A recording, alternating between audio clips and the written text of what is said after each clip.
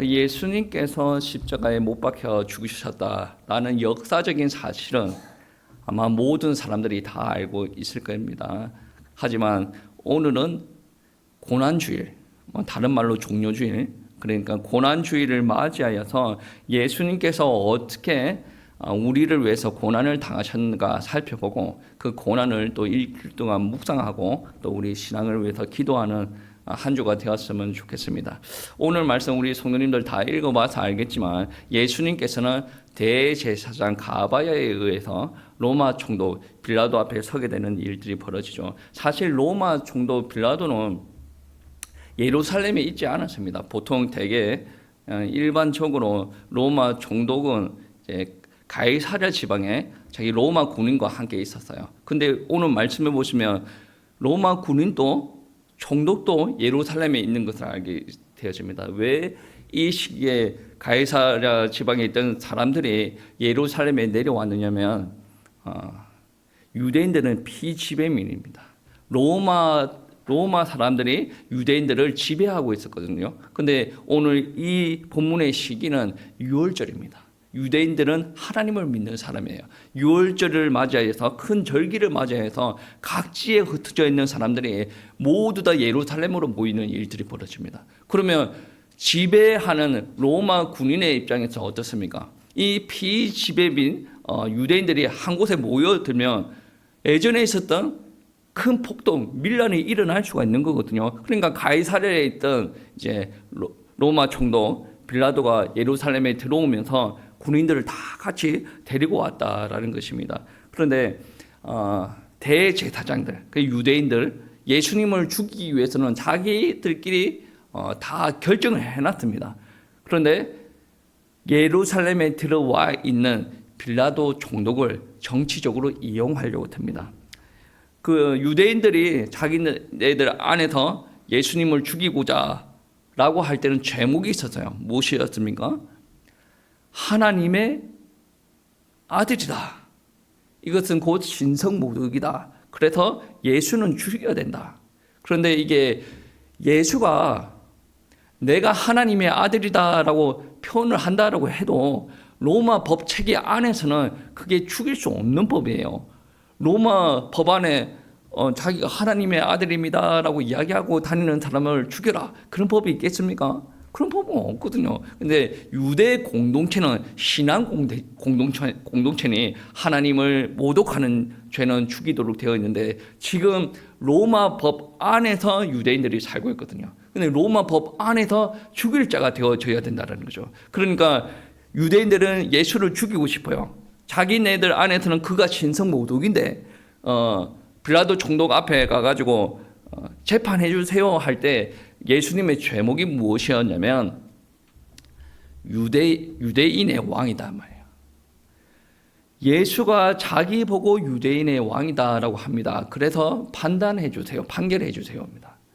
신성모독은 로마 법 안에서는 크게 죄가 되어지지 않는데 유대인의 왕이다라는 말은 차원이 다른 문제입니다. 왜 그러냐면 지금 유대인들은 로마 안에 속국이 되어져 있는 상황이에요. 그런데 어떤 이가 나와서 나는 유대인의 왕이다라고 이야기를 하면서 유대인들을 선동을 해요. 유대인들을 선동을 해서 그 사람들을 반역하고 독립하기 위해서 투쟁을 하기 시작하면 이거는 차원이 다른 문제예요. 그러니까 이 로마는 통치하기 위해서 그 유대인의 왕이다라는 사람들은 반란죄로 이제 색출해서 죽일 필요가 있는 거죠. 그래서 이제 유대인들이 대제사장들이 분명히 유대인의 신성모독으로 가서 재판을 해달라 그러면 죽이지 않을 거니까 유대인의 왕이다라는 제목을 둘러 씌워가지고 재판장으로 보내는 거죠. 그래서 이제 빌라도가 직접 물어봅니다. 예수님에게 네가 유대인의 왕이냐라고 물어봅니다. 예수님께서 뭐라고 대답하십니까? 이것은 네가 스스로 한 말이냐 아니면 다른 사람이 그렇게 이야기한 것이냐 물어봅니다. 그렇죠. 그러니까 다른 사람이 너에게 이렇게 귀뜸을 해주었냐 아니면 네가 이런 모든 정황들을 보고 네가 그렇게 판단을 한 것이냐라고 물어보는 거죠. 그러니까 빌라도가 하는 말이 내 나라 사람과 대제사장들이 나한테 이렇게 해서 고소를 했다. 네가 도대체 무슨 일을 하였느냐? 예수님에게 물어봅니다. 예수님께서 뭐라고 하십니까? 36절 말씀, 18장 36절 말씀입니다. 예수께서 대답하시되 내 나라는 이 세상에 속한 것이 아니니라. 만일 내 나라가 이 세상에 속한 것이었더라면 내 종들이 싸워 나를 유대인들에게 넘겨지지 않게 하였으리라. 이제 내 나라는 여기에 속한 것이 아니니라. 쉽게 표현하면 이 말입니다. 내가 정말로 왕이라고 생각하고 있다. 나를 추종하는 사람들이 있다라고 한다면 그 추종하는 사람들이 나를 이렇게 끌고 잡아가려고 할 때 가만히 나를 내버려 뒀겠느냐? 그렇지 않다는 거죠. 그러니까 예수님께서는 본인이 하늘나라의 왕이라는 것을 선포하는 거예요. 차원이 다른 진리를 선포한다라는 말씀이 되어집니다. 어떻게 보면 빌라도가 이 메시지를 못 알아듣는 것은 당연합니다. 유대인들 보세요. 유대인들은 자기를 구원할 왕을 기다렸습니다. 근데 왕을 기다렸는데 그 왕을 못 알아봤지 않습니까? 요한복음 6장 말씀에 보시면 오병이어로 5,000명을 먹이는 사건이 벌어집니다. 그때 예수님께서 오병이어, 그러니까 떡과 물고기를 가지고 아버지께 나아가서 축사하시고 5,000명을 먹입니다. 그 광경을 봤던 사람들이 어떻게 반응을 하냐면 이는 참으로 이 세상에 오실 참 선지자다 라고 이야기를 합니다. 그리고 나서 예수님을 우리의 임금으로 삼아야 되겠다. 임금에 왜 그렇게 민감합니까? 그 당시에 로마에 속국이 되어져 있으니까 우리가 왕을 세워서 우리가 이 형편에 있는데 우리가 다시금 로마 안에서 벗어나기를 원한다, 이 말이거든요. 그러니까 예수님을 임금으로 세워야 된다라고 이야기하니까 예수님의 반응은 어땠습니까? 거의 동조하지 않아요. 예수님은 왕으로 오셨지만 그들이 말하는 왕은 아니었다는 거죠. 그러니 예수님은 그 자리를 잠시 피하시는 거예요.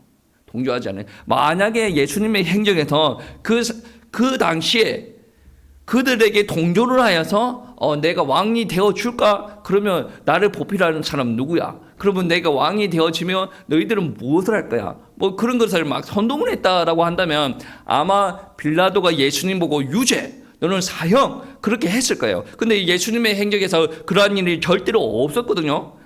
빌라도는 하나님의 나라에 관심이 없는 사람이에요.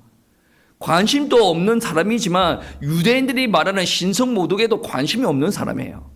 그러니까 로마 법 안에서 이 사람이 유대인의 왕, 그가 말하는 유대인의 왕이 로마 체계를 흔들 그러한 죄목인가 라는 관점에서 판단을 하면 예수님은 죄가 없다라는 말이 되어지는 거예요. 그래서 빌라도가 하는 말이 나는 그에게서 죄를 찾지 못하였도다 라고 이야기를 합니다.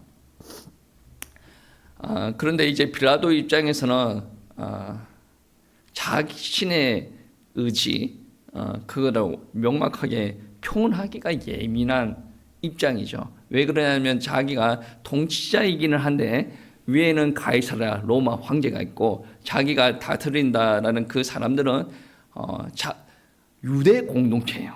이 사람들이 폭동이 안 일어나고 잘 다스리려면 종교 지도자들을 잘 이렇게 어느 정도 잘 대접을 해야 되거든요. 그러니까 예수를 잡아 죽여주세요라고 데리고 왔는데 예수가 죽을 만한 제목이 아니니까 일단 고소를 한 사람들의 눈치를 봐주면서 예수님을 적당하게 채찍질하여서 돌려보낼까 이런 심상으로 예수님을 채찍질하기 시작합니다.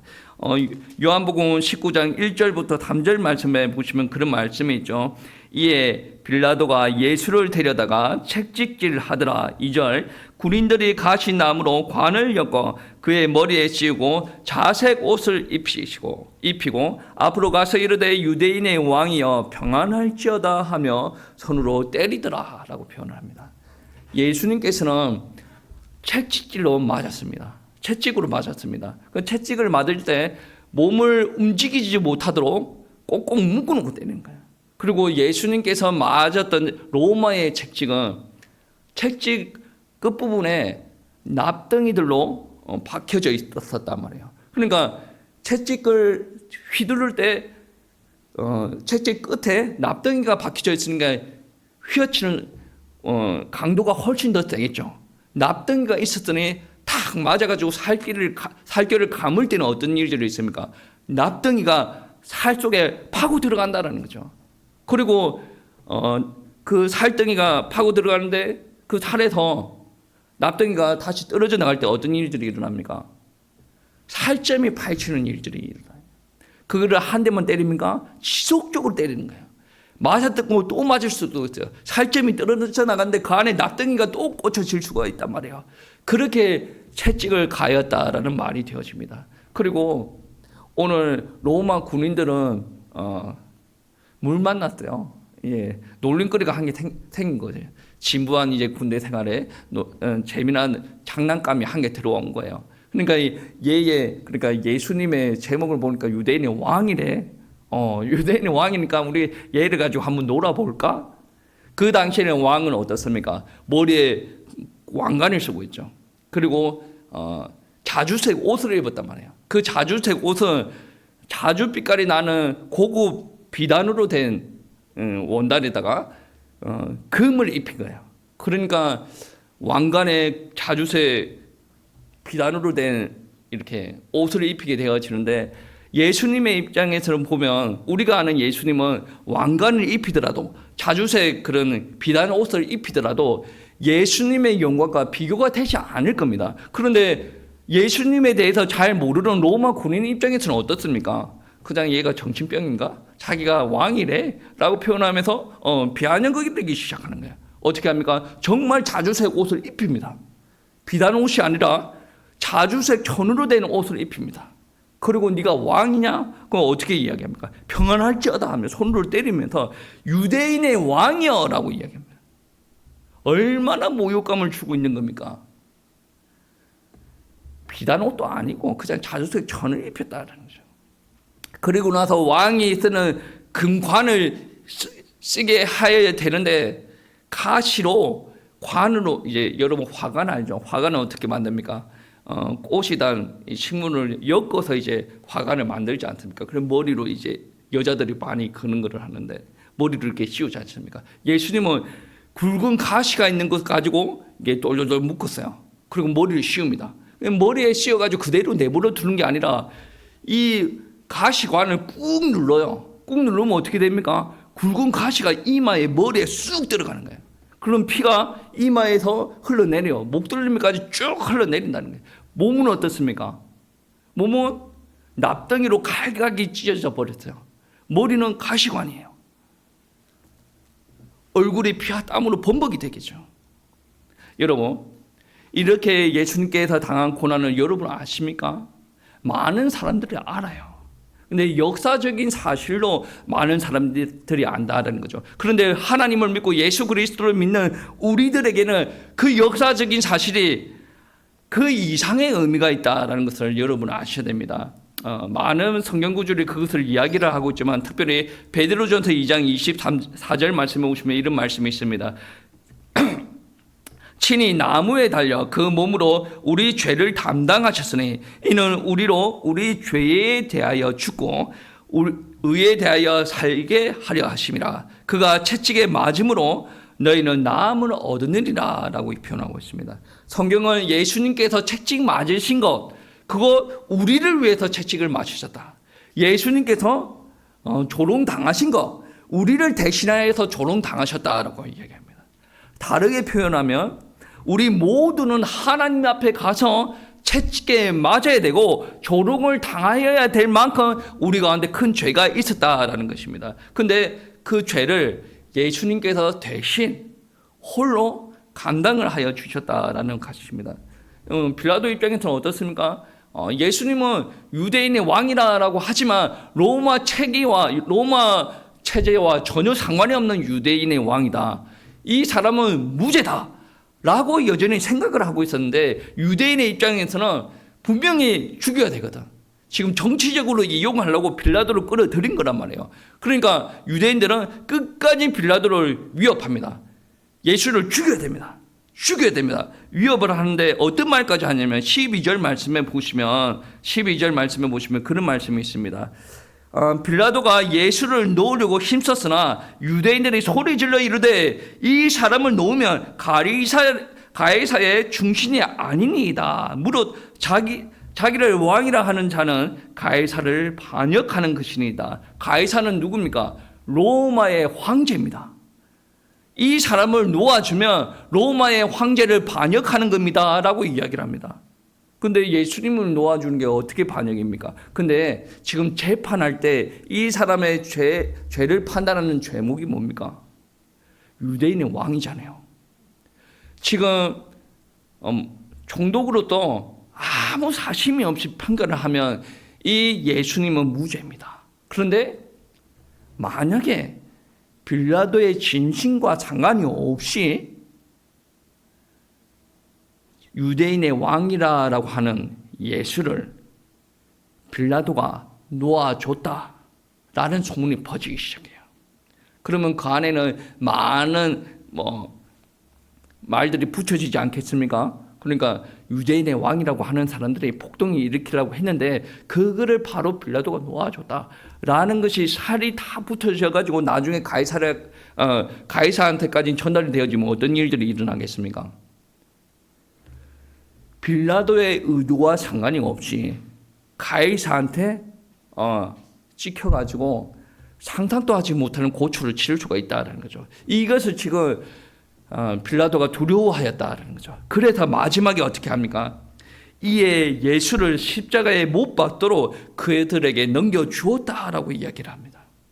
머리에는 가시관, 얼굴에는 피범벅, 몸에는 살점이 다 떨어져 나가지고 사방에 피투성이가 되어져 있습니다. 그런데 예수님 보고 십자가를 메고 올라가서 죽으라라고 지금 이야기를 하고 있는 거예요. 여러분, 십자가가 무게가 얼마나 되겠습니까? 무게가 110kg 정도가 된다고 합니다. 근데 정상적인 사람이 110kg를 드는 것이 아니라 그렇게 고초를 당하고 나서 110kg를 들고 이동을 해야 된다는 거죠. 짧은 거리가 아니고 2km나 골고다 언덕까지 가려면 1km나 지고 가야 된다는 거죠.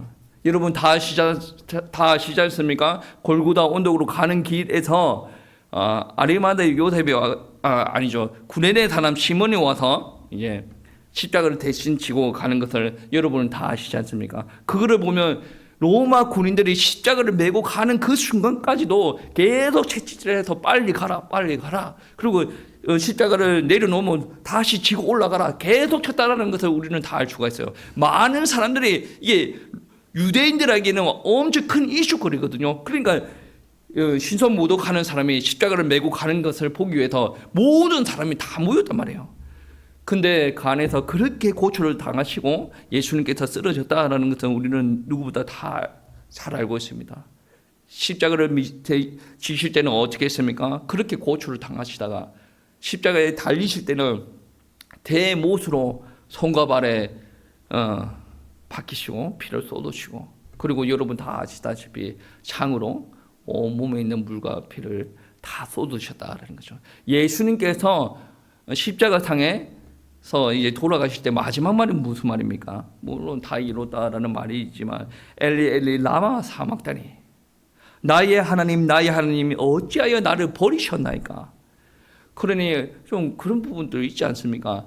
얻어맞고 죽는 거 얼마든지 감당을 할 수가 있습니다. 그런데 그 십자가상에 그러한 고초를 당할 때 하나님께서 버리셨다라고 본인 입술로 직접적으로 고백하였다라는 거죠. 그러니 이 땅에서 당할 수 있는 모든 고초를 예수님께서 다 당하셨다는 거죠. 여러분 다 아시다시피 로마 시대 때 그리스도인들이 화형을 당했어요. 그때 예수님께서 하나님께서 함께 하셨어요. 그리고 서대반이 돌멩이에 맞아가지고 죽어갈 때도 예수님께서 보좌 우편에서 서서 그의 영혼을 받아들였어요. 근데 예수님께서는 이 땅에서 받을 수 있는 고초 다 받으시고 하나님으로부터 버림을 당하신 그런 일들을 당하셨다라는 말씀입니다. 사실 예수님께서 받아야 될 고초들, 십자가, 조롱들 우리가 다 받아들여야 돼요. 예수님께서 뺨을 맞고 침을 이제 받는 거 우리가 다 받았어야 될 것이에요. 그런데 감사하게도 우리를 대신하여서 예수님께서 받으셨다는 거죠. 우리가 하면 되지 않습니까? 그것은 하나님의 방법이에요. 죄인들은 죄를 구원을 할 수가 없습니다. 그래서 하나님의 방법은 무엇이냐면 하나님의 아들이신 예수 그리스도가 죄가 없는 몸으로 태어나기 위해서 동정녀 마리아에게 성령으로 잉태되시고 사람인데 죄가 없이 태어나셨어요. 그분의 삶 또한 죄가 없었습니다. 그분은 죄가 없음에도 불구하고 십자가에 달리셨습니다. 물론 빌라도가 잘못했고 유대인들이 잘못하였지만 죄가 없는 그러한 모습으로 십자가의 고초를 당하셔야 됐습니다. 이게 바로 하나님의 뜻이었고 그렇게 당하셔야 우리 인간의 죄의 문제를 모두 다 하실 수가 있다라는 말씀입니다. 예수님께서 당하셨던 십자가, 책지, 가시관 모두 다 우리를 위해서 당하셨다라는 거죠. 우리가 십자가의 고초에 대해서 묵상을 하면서 만약에 주님 얼마나 아프셨습니까? 주님 나 때문에 그러한 고초를 겪으셨습니까? 이렇게 묵상을 하고 기도하는 경우가 너무나도 많이 있었을 겁니다. 그때마다 예수님께서는 아마 그런 말씀을 하실 거예요. 맞다. 그 고난을 당했다. 그런데 나는 괜찮다. 내가 너를 위해서 이런 고초를 다 겪었으니 너는 이제 자유롭게 살아라. 더 이상 고통받지 말고 믿음으로 떳떳하게 살아라. 예수님께서는 우리에게 이렇게 화답할 줄 믿습니다. 여러분, 우리가 당할 치욕들 모두 다 예수님께서 당하셨다는 거예요. 다른 사람들은 자기의 치부가 있으면 계속 숨기려고 합니다. 가정에 문제가 있는가, 나의 개인의 문제가 있는가, 직장에 문제가 있는가, 우리는 다 숨기려고 합니다. 예수를 믿는 사람들은 어떻습니까? 적당히 섬길 수도 있죠. 근데 우리의 문제는 더 이상 우리의 문제가 아닙니다. 우리의 모든 문제, 죄와 허물, 질병으로 인한 고통들, 우리가 이 땅에서 당할 수 있는 모든 고초들, 그것을 다 함께 십자가에서 지시고 예수님께서 다 이루셨다라고 이야기를 합니다. 예수님께서 다 이루신 겁니다. 우리에게 아직 문제가 있습니까? 예수님께서 다 이루신 겁니다. 예수님께서 다 이루셨기 때문에 우리는 어떤 부분에서는 좀 떳떳할 필요도 있고 좀 얼굴이 두꺼울 필요가 있어요. 여러분에게 아직 치부가 있습니까? 예수님께서 담당하신 겁니다. 내가 조금 부끄러울 수도 있는데 예수님께서 그것까지 다 담당을 하셨다라고 하셨더니 여러분은 예수님께서 그 문제를 주권적으로 예수님께서 일하실 것을 기대하면서 여러분은 하나님 앞에 나오셔서 하나님께서 하실 일을 기대하면서 믿기만 된다라는 말씀입니다. 여러분 아무것도 두려워할 필요가 없어요. 부끄러워할 필요가 없다라는 것입니다. 우리는 예수님 앞에 나와서 예수님께서 하신 일을 믿으시고 겸손하게 무릎을 꿇고 그분의 왕 되심을 인정을 하면 됩니다. 그게 인정이 되어지지 않으면 우리는 우리 선에서 노력을 하려고 할 거예요. 이게 잘못되었다라는 부분이 아니라 정말로 예수님이 내 인생의 주인 되시고 내 삶의 현장에서 역사할 주권자가 되시고 그런 것을 다 아신다라고 한다면 여러분이 열심히 하기 전에 예수님 앞에 나와서 그분을 인정하시는 기도를 하셔야 될 것입니다. 여러분은 다시 진리를 듣고 진리대로 살아가는 그리스도인이 되어야 된다라는 말씀입니다. 여러분 고백하시기 바랍니다. 예수님께서는 나를 살리기 위해서 모든 모욕 다 당하시고 그렇게 고초와 어려움을 당하셨는데 나는 신앙생활을 하면서 조금 어려움이 있다라고 한다면 인내하지 못하고 원망불평하고 하나님 이건 못하겠습니다. 나에게 왜 이런 가정을 허락하여 주셨고 나한테 왜 이렇게 고초를 주셨습니까? 원망불평하기 너무 바빴는데 예수님 너무 부끄럽습니다. 예수님께서는 나를 위해서 그렇게 또 하셨는데 나는 나를 위해서 사는데도 이게 잘 되어지지 않습니다. 너무 부끄럽습니다. 우리에게 믿음이 회복되어지기를 원합니다. 내가 일생 그리스도의 고난을 생각을 하면서 지금부터 내 삶을 바꿔서 하나님 앞에 드리기를 소원합니다. 고백하시길 바랍니다. 하나님께서 역사하십니다. 고백하셔야 돼요. 예수가 그렇다더라. 그게 아니라 예수님께서 내 인생의 주인, 내 생명의 주인, 그거를 고백하시고 나는 예수님께서 이끄시는 대로 산다 라고 순종을 하고 나가셔야 예수님께서는 여러분의 인생을 잡고 역사하여 주실 줄 믿습니다. 오늘 예수님께서 당하신 십자가의 고난에 대해서 나눴습니다. 한 주 동안 이 고난을 깊게 묵상하시면서 나를 위해서 그렇게 고초당하신 예수님을 위해서 일생 드리기를 원한다, 소원합니다 라고 다짐하시는 한 주가 되시기를 축복합니다.